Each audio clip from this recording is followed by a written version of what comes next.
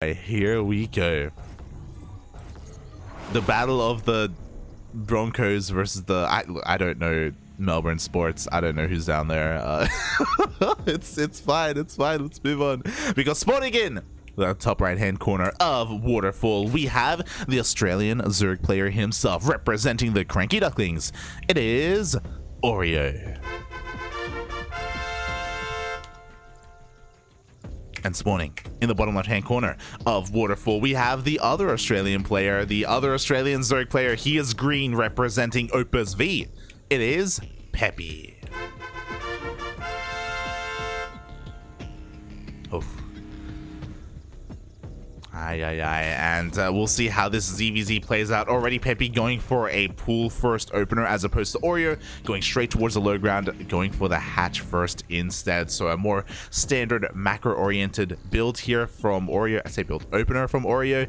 Peppy is going to be a little bit more defensive. This wasn't a 12 pool, wasn't a 13-12, wasn't a 14-14, nothing like that. It was just a straight up pool first. So this is just more defensive play from Peppy. He's anticipating something like aggression. He's anticipating like a 12 pool coming out from Oreo. This is going to set Peppy a little bit behind economically, but only a little bit. He sacrifices that bit of economy for safety instead.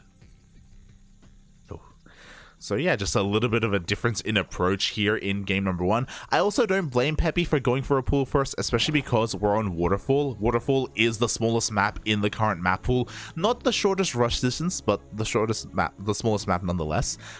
So I definitely respect and understand the precautions that he is going to be taking here. We have 6 slings on the way. With these 6 slings, he's going to be moving out across the map. And even though I said that this is more of a defensive opener, and it is, because he's up against a hatch first, he has to try and make this worth it. There is a world, if he has good enough micro and if Oreo slips up, these things can pick off a drone or 2, maybe even 3. So already Oreo scouts this with his overlord. He knows the threat that his drones are under, so he pulls the drones from his natural straight into the main base. He's going to be oversaturated and he's going to be mining a little bit less efficiently here, but it will be worth it if you make sure he loses no workers. Anyway, here we go. The Lings, they pop out just in time. Oh, Peppy getting a surround, already getting a kill on one of those Lings and heavily damaging the other. So a great start here for Peppy, already going to be camping the eggs of Oreo. Another Ling goes down. So Oreo is slipping up a little bit when it comes to the micro here, when it comes to the rally of his Lings. He saw the Lings coming across the map, but despite that, he wasn't able to save the Lings of his own. He forces his back, but again, Peppy having some nice trades and Peppy taking a little bit of a worker lead. Okay. Meanwhile, it does force Oreo to go for a bit of a counterattack here. Oreo did make a lot of Lings. He has Link speed behind this. Oreo actually not droning up much at all behind this.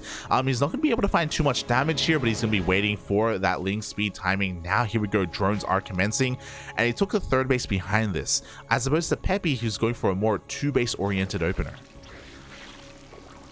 Here we go. We have the Evo chamber. The wall is going to be on the way here, so Peppy gonna be planning to stay on 2 bases a little bit longer. Because of this, obviously he will be safe against any kind of Ling aggression. And as I say that, Oreo is making a massive flood of Lings. Oh, interesting choice. I mean, to be fair, these queens don't have a lot of energy. They do not have enough energy for transfuse. They're also relatively exposed as well. So even though the wall is quite solid, for how much longer will this wall be up? Here we go, the Lings already diving on top of the queens. So far, Peppy trying to pull back as well. We don't have any Bailings behind this, by the way, so honestly, I feel like Peppy should be able to hold on despite the influx of Lings. Yeah, Oreo doesn't find any damage here. Oh, Bailing that's just now thrown down as a response. Oh, I don't know how I feel about this. I mean, again, Oreo does have the advantage in the production. He will have the advantage in drones as well. He was able to drone up and actually exceed that of Peppy. As Peppy is going to back off and try and get a 3rd of his own. With his Roach Warren, though, he can transition very nicely into Roach Ling. He even has +1 carapace on the way, which does help those Roaches, especially when it comes to tanking Ling hits. Peppy going for a massive counterattack. Baneliness, unfortunately for Oreo, is not done. It is not ready.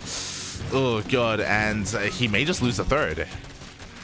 Oreo is going to try and fight for it, but he just doesn't have the numbers right now. Peppy abandoning the 3rd, diving on in. Oh my god, the Baneling is about to finish, but with the target fire, it looks like he will cancel the Baneling.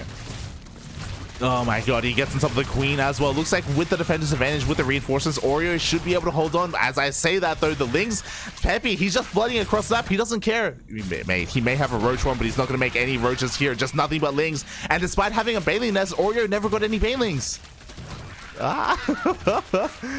Oh my god, and there just may be too much momentum here from the side of Peppy. Drones are going to be falling here at the natural base. Oreo is completely zoned out. He does have one Baneling on the way in the main, but it is so late, and by the time it comes out, the damage has been done. Oh, and there we go. That one Baneling is going to be able to zone all of this away. Oreo somehow has been able to keep his third base alive. As I say that, Peppy does back off. He does get us around on this hatchery, and it looks like, oh god, he's barely going to get it. Now Oreo is up against the ropes. He's down in workers. He's down in bases. He does have roaches, don't get me wrong, and he is going to be going for a counterattack, but Peppy has plenty of time to respond. Oh, as two more drones go down. Peppy trying to buy a little bit more time. Oreo, I mean, so what I will say is that Oreo will have Banelings to help buffer and help zone away all of these Lings. So even though Oreo may have a hard time breaking into the natural, he can get a kill on the third, and he can even things up. As I say this, looking at the vision here, Oreo has spotted that third base, and there we go. He does make a beeline for it. He is looking to at least equalize in these bases. At the same time, bit of a Link counterattack from Peppy, and oh god, there's not even a queen here. More drones are going to go down.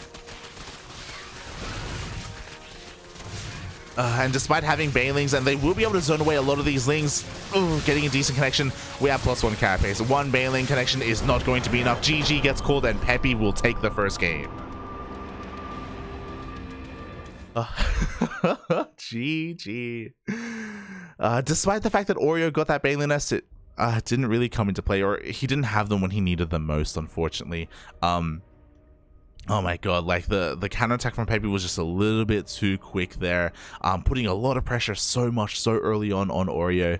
That was intense. That was very intense. GG. Yeah, I don't know how I feel about Oreo going for that massive Link counterattack, if you recall. It didn't really do too much, and did kind of set himself behind. It also felt like his Baneling nest was very late and very reactive. Upon recognizing that like his influx of Lings couldn't really deal any damage, he kind of like it felt like he almost panicked a little bit. He's like, oh, okay, now I need this Baneling nest. So it felt like more of an afterthought, and because of that, it was late. Because of that, it wasn't ready to protect his third base, and we saw how things like snowballed very quickly.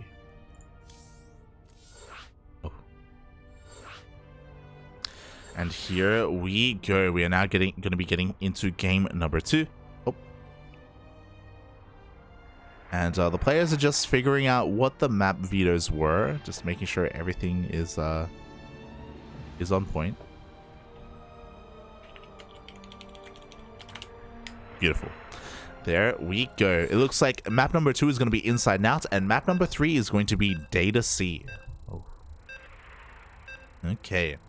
Inside and Out. Another pretty small map, has a pretty short rush distance. Isn't as aggressive as Waterfall, I would say, but despite that, like, we can see some pretty strong roach pushes. I know depending on the bases that you take, it can be a little bit awkward to be aggressive just because of the pathing, because of those rocks. Oh. We'll get there as we are now loading into game number 2, and spawning in the bottom left-hand corner of Inside and Out, we have the Australian Zerg player himself representing Opus V, currently up 1-0 in this best of 3 series. It is Peppy.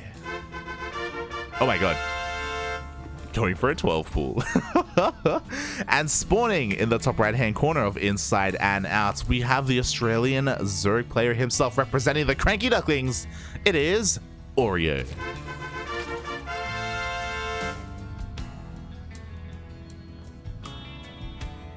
So I really am liking this from Peppy. Game 1, he goes for a more safe pool first opener. Game 2, a much more aggressive 12 pool instead. But Oreo, reading him like a book, goes for a 17 pool, a pool first. So with this, Oreo will have Lings to defend. But oh, I was not expecting this. This is not your average 12 pool. because Peppy is following this up with a gas. So for a normal 12 pool, we get a 12 pool, of course. We make a couple of a couple of drones. We still get our hatchery, and then we send lings across the map to try and punish any kind of hatch first opener or any kind of economic based opener. But he gets his gases instead here. So he's not gonna have ling speed as quickly as he would have liked, but this could kind of lean towards a roach rush. We'll see. I'm curious to see what the gas is going to be used for here, as Peppy is still taking his expansion, is going to be on the way. Lings are flooding across the map as well. This could be to make up for the fact that with a normal 12 pool, the biggest disadvantage you have is how late your ling speed is, because you typically go pool, then hatch, then gas. So Peppy is going to be able to make up for that. He's going to be able to maybe even catch Oreo a little bit off guard with this unorthodox gas timing. There we go. There is that ling speed. So very tricky play coming out here from Peppy. Meanwhile, Oreo throwing down a couple of spine crawlers, pulling some boys as well. He knows that he has to try and keep this hatchery alive. So far, the stutter stepping not bad at all from Peppy, trading 2 for 2. With the power of this queen, though, it looks like Oreo is going to be able to defend. And I have to wonder if Peppy has done this to Oreo before, because I'll be honest, against a normal 12 pool, you don't really respond with 2 spines like this. Like, this is a very, very strong reaction from Oreo. We do have a cancel on the second spine, but even getting 1 spine feels very, very like an overreaction. But not so much an overreaction if Peppy is rushing out ling speed. Like, Peppy hasn't been droning. He's acting like he has been. He rallies 3 drones down here towards the low ground just in case Oreo gets a scout off, to make it look as if Peppy is going for a regular macro game from here, like he's going for a transition. But he's doing anything but. He is banking up lings right now. He's going for a massive ling flood. And all these lings for Oreo, they're going to go down. There is no way out. He doesn't have ling speed behind this. There is no way to escape the lings of Peppy. So Oreo has to trade as best he can. There we go. He does finally confirm the mass amount of lings coming out from Peppy. And it's going to be too late. Oreo is going to lose everything here across the map. He's throwing down a Bailey Nest to respond. He at least does have that spine crawler. There we go. He rotates his queens over. He does have the defender's advantage. But there are just so many lings coming. And I don't know if it's going to be enough. Here we go. We have a couple of drones here on hold position as well to try and provide some surface area for these queens. But the lings are here. I mean, it's okay if Oreo loses this space, by the way. Oreo is far ahead in the drone count. He just has to survive. Unfortunately, we don't have enough energy for any kind of transfuse. The spine is going to go down. Lings are flooding on that as well, but it looks like the queens are going to fall. Oh, there are just too many lings here. And Peppy is busting on through. The defenses are barely holding here, but Oreo has to be careful not to be pulled out of position. The Bailings are on the way. Oh, he has to pull some boys. Again, Oreo can't afford to lose workers right now. He just has to buy time, and it looks like he doesn't even need the Bailings. It looks like, oh god, they're just barely gonna finish. Ah. The Bailings come out. Oreo deflects the first wave, but the wave is not stopping, by the way. Peppy, he's flooding as many lings as he can across the map. We still have 1 Bailing here to zone away. We don't have any more queens. We don't have another spine. Oh no! The Bailing was left exposed, and the second Bailing goes off prematurely. And that may just be it. Oreo slipping up, making a crucial mistake. He couldn't afford to lose that Bailing, and now Peppy has control of the main. Oreo still has a drone lead, but he has only a handful of lings on the way. There it is. Peppy takes it. Peppy takes the series 2-0. Oh, GG. Such a high intense situation. Oreo, he was holding, puppy. He was holding. He had his Bailing. He just had to buy a little bit more time. And it's such a shame that he did end up canceling that second spine crawler as well. If he did have those 2 spines, he would have been fine. But Peppy, with a very, very unorthodox and very wild kind of transition from his 12 pool, going for that fast ling speed. It's very out of left field. Very unorthodox. Oh, and Oreo was trying to prepare for it, but alas, GG gets called. Peppy moves on here to a qualifying match.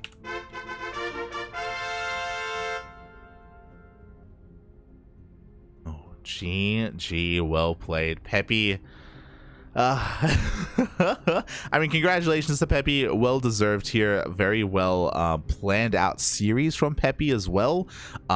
that's kind of how I want to approach this when it comes to these ZvZs, is that like a lot of the decision making, especially early on, matter so much, especially with how short these games are. Like, this is a 5-minute game, right? And the previous game as well was relatively short as well. Like, things get really intense really quickly. You have to be able to react on the fly. You have to be able to scout and figure out what your opponent is doing as well with very minimal information. It is a shame that Oreo went for a massive counterattack with his Lings. I don't blame him though, because against a regular 12 pool, you're usually safe. You're safe to do so. You really don't expect a faster gas to be taken behind it. And with that, GG, congratulations.